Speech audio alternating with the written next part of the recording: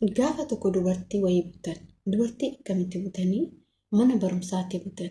Mucattii kana gaafa mana barumsaatti butan.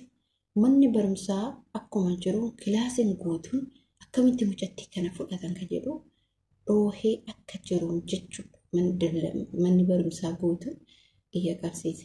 Mucattii kana akkamitti fudhatanii maal baasanii fudhatanii raada magaalaa qal'oo bareedduu fudhatan jedha. Assalaamu alaikum warahmatullahi wabarakatuh. Jiru akkam nagaa keessanii fayyaa keessanii isiniin jecha haramoo viidiyoo nan itti qabadhee dhufe waa'ee buttaa maalinni buttaan maaliifi gaafa tokko mucattii tokko fudhatan jechuudha. Asumaan viidiyoo kana like share subscribe gochuu hin dagatinaa please. Mucaa tokko fudhatan jechuudha.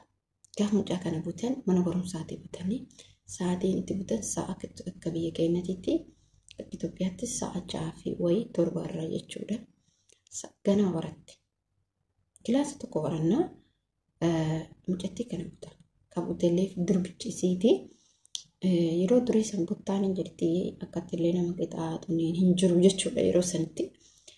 Bakka amma mucattii kana butanii hin iyyite. Mucaan hin iyyite dargaggeessi waa ani buttaa gaafsan arge jechuudha. Dargaggeessi akka jiru yaa'ee dargaggeessi kun mucaa kana hin tumu mucaan kun hin iyyite mucaa kana hin tuman jechuudha. Hin butanii naannoo sabara mana sana manni barumsaa tokkollee namni jechaatuma fiigan ijoolleen beekanii miti ijoollee xufuuzoo maali jedhanii dargaggoota mana barumsaa jechuudha shaabaan amma iyyanni likkitti iyyan jechuudha waa'ee buttaa yeroo kaasnu kana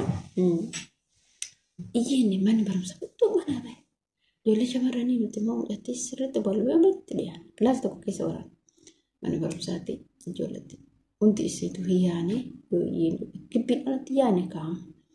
Sa'aatii galumsallee warri galgalallee ka galgalaaf ganama qabnaa galgalallee ijoolleen yoo tokko warri taa'aa kaasii bakka sa'aatii ijoolleen seentee baatu galatti warri galgala baatu bakka badheen jechuudha manni barumsaa sanii bahanii wallaahi asii anturu buttaa gaafsan arge gaafsan asitti durba buttaa batan argine jechuudha. Mucattii akkasumatti amma qabanii fiiganii kaan yaa rabbi alla awwala dura tumaan isaan tumaan allahu akbar erga mucatticha fuudhanii mana namaa seensisanii mana namaa akka seesisan bakka barsiistonni illee bakka maatii dharree ijoolleen dargaggee warri mana barumsaa galgala baratu hin dacha'e kunin naannoo san dhaabannee hafne naannoo mana barumsaa keessatti dacha'anii barsiistonni illee ergasii gara mariitti deemanii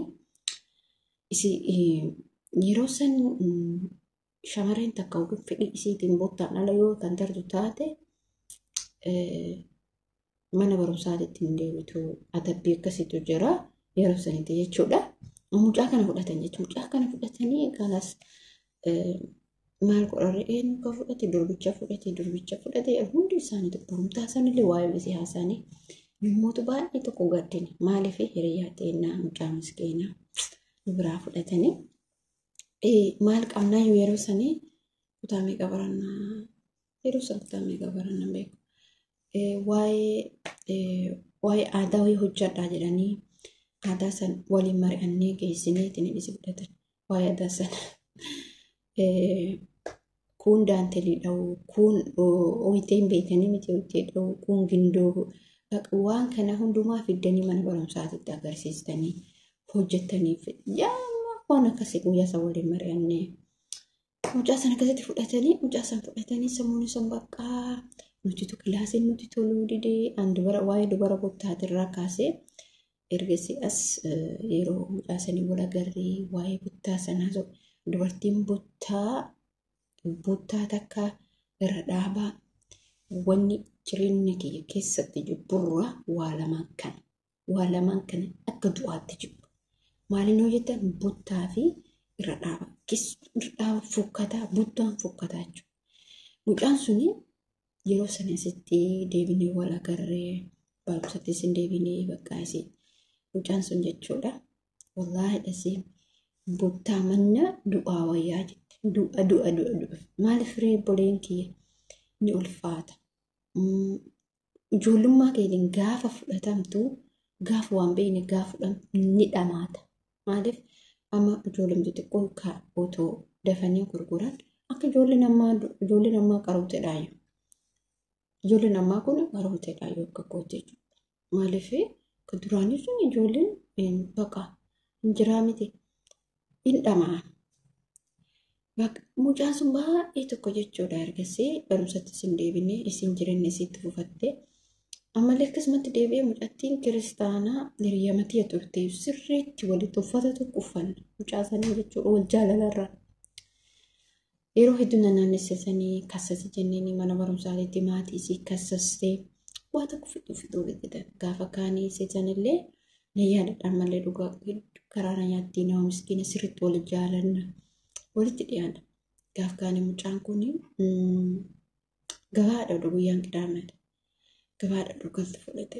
Gaafa isii fudhatanii dhageenye nuti nama sadii waa baranna dhukanni kinoo wantaatu jiraa miti. Mana barumsaa ganama deemna dhukannee bu'aa ollaka akka waan isii deemeef hin boonna eessi jalateen dhaddacha jennaanii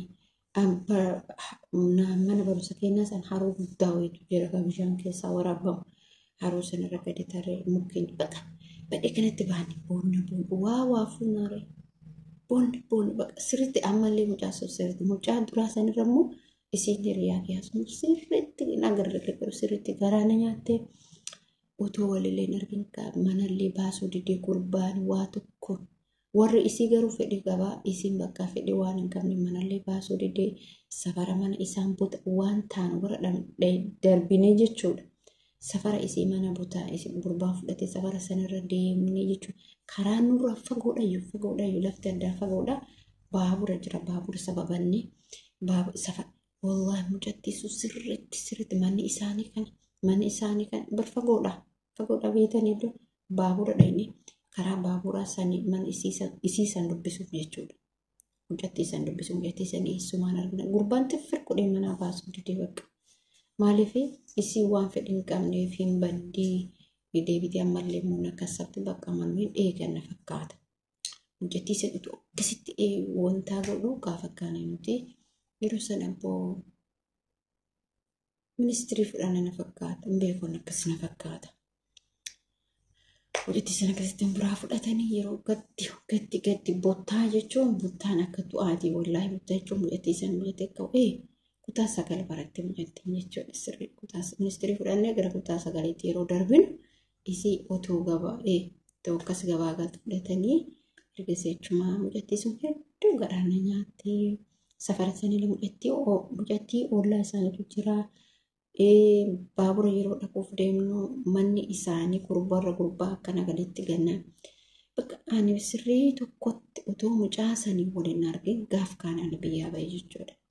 Gaaf kaanaan hiriyaa bahee ergasii hiriyaa isii erga deebi'ellee hiriyaa isii arginee wal arginee hiriyaa isii kan duraanii isii immoo achumaan achi jechuudha. Ammallee hedduu tokko garaan nyaatti mucattiin sun maaliif wallahi keessa kana walitti manni wanni nuti walitti himanne hin jiru. Fakkeenyaaf qaamni jiraa miti mana barumsaatitti yeroo ijoolleen gizee tapha kaasii walii baana. Bakka waa hunda keessatti wal bira dhaabbanne jechuudha. Waa hunda keessatti gizee gabaa tokko baana.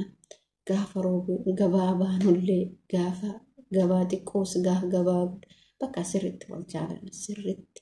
Gabaa xiqqoo tokkotu safara keenya san jira. Mana barumsaa gizee galgala biraan.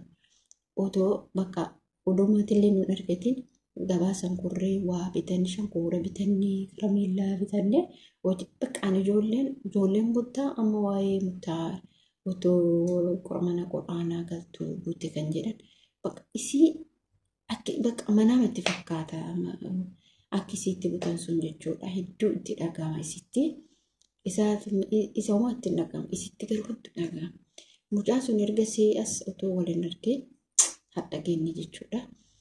Isin haadha maatii taatee jirti. Nuti kun kan nuti jirra. Wallaahi buttaan fokkataadha. Buttaa jechuun wallaahi badaadha. Butuu namatti butuu irra dhaaban irra dhaaba kanallee waan akka irra dhaabaa jibbu waan akka irra dhaabaa buttaa jibbu. Rabbiin zarii zartaa ta'etti illee hin qabine. Isin jechuu barbaada. Ani waa'ee irra dhaabaa kanatti baay'ee tokko nama sodaachisa jechuudha waa'ee irra dhaabaa kunis badaadha fokkataadha mucaa wayiitu jira. Mucaa wayiitu maal sitti fakkaata mucaan kun? Mucaa kana irra dhaabaadhaan fudhatan. Amma irra dhaabaa dhufanii galgala dhufanii ganama dhiisan galgala gara magriibatti fudhatanii gisee galan. Abballeen duuka bu'ee obboleeyyan illee duuka akka waan boqotte. Irra dhaabaa fokkataadha bakka isii yeroo kana hin ulfaata. Irra dhaaballee hin ulfaata. Mucaan kun ergasii maal isatti fakkaata? Waan isin ajaa'ibu diriyaa jette. Diriyaan hin jiraa miti.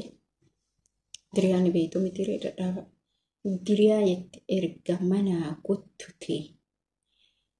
Erga manaa guuttutee laga wayii cimame jettees laga san ceen jette.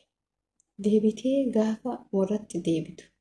Gaafa warratti deebitu immoo diriyaa isiin achi kaastee achi guututti otoo hin bootsi qaamaadhaaf irra dhaaban beektamini irra dhaaban fokkataadha. Otoo boo jette erga manaa qabee hanga lagaatitti otoo diriyaa sana lafa gaafa isiin 15 deebitu immoo diriyaa sanii ittiin qoosanii ittiin cooranii ittiin kolfan jechuudha. Maaliif boochi sun gaafa 15 hin jiru miti ni bada. Dubartiin takka kalas erga buutee ijaarattee erga abbaa manaa isii jala geette kalas deebisaan hin jirtu waan taateef kalas. Ani amma isiidhaaf garuu akka akkasiin jettu anaaf immoo yeroo kamuu keessa kiyyaan badu. Gootottiin diriyaa saniitii fi hin jiraa miti mudannoo yeroo sanii mudannoo irra dhaabni fokkata. Wallaahi laziin fokkataadha obboleeta koo.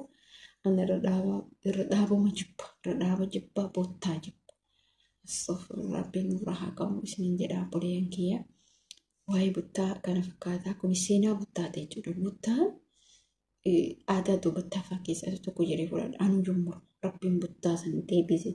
Buttaa immoo aadaa dur hafe amma deebise. Maaliif mucaan ni jarjara? Tokko ijoollummallee qabaa yaadallee hin qabu.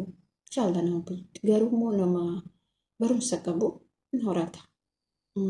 Kanaaf birbir jedhee fuudhuu isaatiitti gammadee fuudhuu isaatiitti sinan gaddee maaliif hojjettanii fuudhuu isaatiitti kan gadee tokko roozaadhaaf gaddee lama immoo gammachuu kiyya kan isaa qabuuf namni tokko yeroo fuudhinitti waan hin taane keessa seena haraam dalaguu danda'a.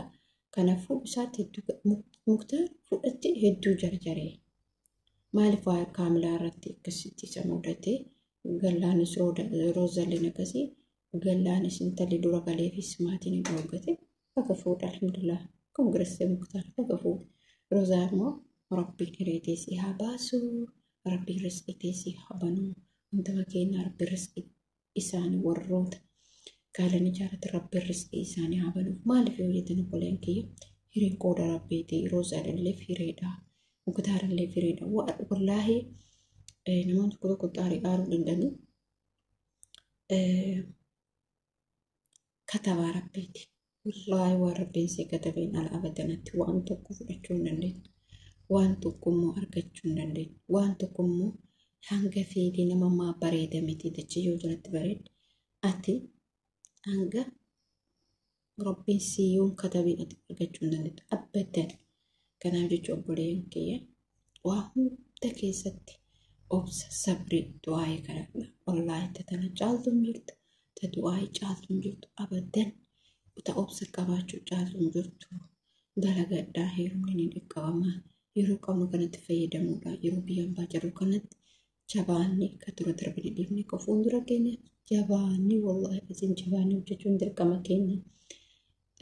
Ijoollee meeqa kamtu galee meeqa kamtu dhufee meeqa kamtu waraqaa dhabee meeqa kamtu manatti deebi'ee meeqa kamtu biyya ambaatti deebi'ee maaliif biyya ambaatti deebine rakkoon keenya maal biyya ambaatti tolnisu deebine utoo waa biyyaa qabaanne biyya ambaatti hin deebine utoo waa biyyaa qabaanne lamaffaa sadaffaa arfaffaa shanaffaa biyya ambaatti hin deebine maatii keessaniif kana inshallah viidiyoo isin hojjedha. Obboloota koo jajjabaadhaa ka darbe kan dhufuuf immoo tattaafadhaa isin jedha. Viidiyoo kana immoo laayikii sheer sabiskiraayib gochuu hin dagatinaa. Abdii isinirraa qabaa hordoftootaaf kabajamtoota maatii chaanaalii kootii kan taatan yoo yaada qabaattan yoo qeeqa qabaattan please obboleeyyan kiyyaa share, like, subscribe godhaa isin jedha. Assalaamu alaikum warahmatullahi wabarakatuh.